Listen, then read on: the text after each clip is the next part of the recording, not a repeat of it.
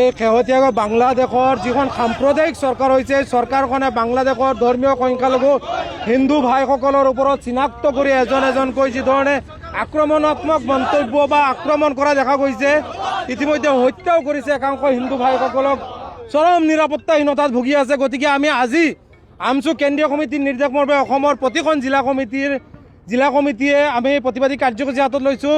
বাংলাদেশ চৰকাৰৰ অন্তৰ্বৰ্তীকালীন চৰকাৰৰ মুখ্য উপদেষ্টা মহম্মদ ইউনুছৰ প্ৰতিমূৰ্তি দাহ কৰি আমি হোজাই জিলা আমছুৰ দবকাত প্ৰতিবাদী কাৰ্যসূচী হাতত লৈছোঁ। আমি স্পষ্টভাৱে দাবী জনাব বিচাৰিছোঁ, বাংলাদেশ চৰকাৰে যি ধৰণে হিন্দু ভাইসকলক নিৰাপত্তাহীনতাত ভুগি আছে এই চৰকাৰখন থকাত আৰু সম্পত্তি তথা ধৰ্মীয় অনুভূতিত আঘাত আনি আছে, তেখেতসকলে নিজৰ ধৰ্ম পালন কৰিব পৰা নাই। গতিকে এই ধৰ্মীয় সংখ্যালঘু হিন্দু ভাইসকলৰ নিৰাপত্তা সুনিশ্চিত কৰিব লাগে, সম্পত্তিৰ নিৰাপত্তা সুনিশ্চিত কৰিব লাগে আৰু তেখেতসকলৰ ধৰ্ম পালন কৰি যাতে মানৱীয় দৃষ্টিৰে যাতে তেখেতসকলে বসবাস কৰিব পাৰে, তেনেধৰণৰ এক নিৰপেক্ষ ভূমিকা পালন কৰিবলৈ আমি বাংলাদেশ চৰকাৰক সকিয়নি জনাই আজি প্ৰতিবাদী কাৰ্যসূচী হাতত লৈছোঁ।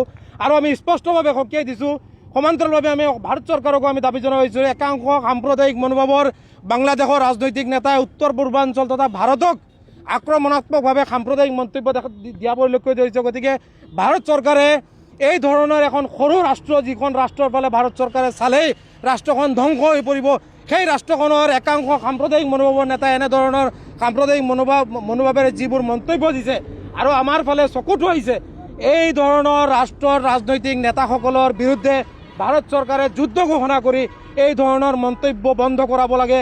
আমি এই ক্ষেত্ৰত ভাৰত চৰকাৰৰ লগত আছোঁ। কোনো কাৰণতে বাংলাদেশৰ সাম্প্ৰদায়িক মনোভাৱ আৰু ভাৰতত তথা উত্তৰ পূৰ্বাঞ্চলৰ বাবে যি ধৰণে ৰঙা চকু দেখুৱাইছে আমছুৱে সহ্য নকৰোঁ। ভাৰত চৰকাৰক স্পষ্টভাৱে আমি আহ্বান জনাইছোঁ, যুদ্ধ ঘোষণা কৰি এই ধৰণৰ সাম্প্ৰদায়িক এই ৰাষ্ট্ৰখন বা মানৱতা উলংঘন কৰা যি ৰাষ্ট্ৰ, এই ৰাষ্ট্ৰৰ ৰাজনৈতিক নেতাই হওক বা মুখ্য উপদেষ্টা মহম্মদ ইউনুছক শিক্ষা দিবলৈ যুদ্ধ ঘোষণা কৰি এই ধৰণৰ যি বিষবাস্পবিপোৱা কাৰ্যকলাপ এইবোৰ বন্ধ কৰিবলৈ আমি সমান্তৰালভাৱে ভাৰত চৰকাৰকো দাবী জনাই আজি এই প্ৰতিবাদী কাৰ্যসূচী হাতত লৈছোঁ।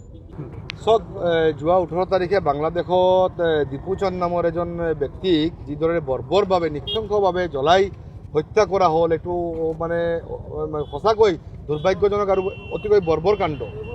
এনে ঘটনা আজিৰ সভ্য সমাজত হোৱাটো মানে অতিকৈ দুৰ্ভাগ্যজনক।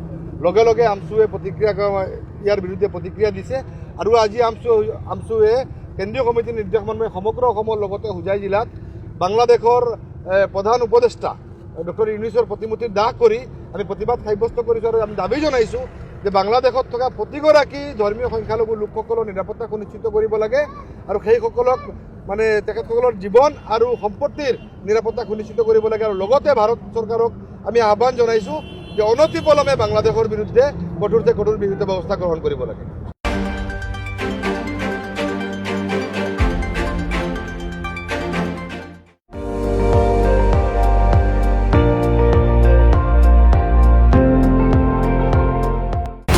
আপুনি চাই আছে ND24, সৰ্বশ্ৰেষ্ঠ নহয় সৰ্বোত্তমৰ দৌৰ।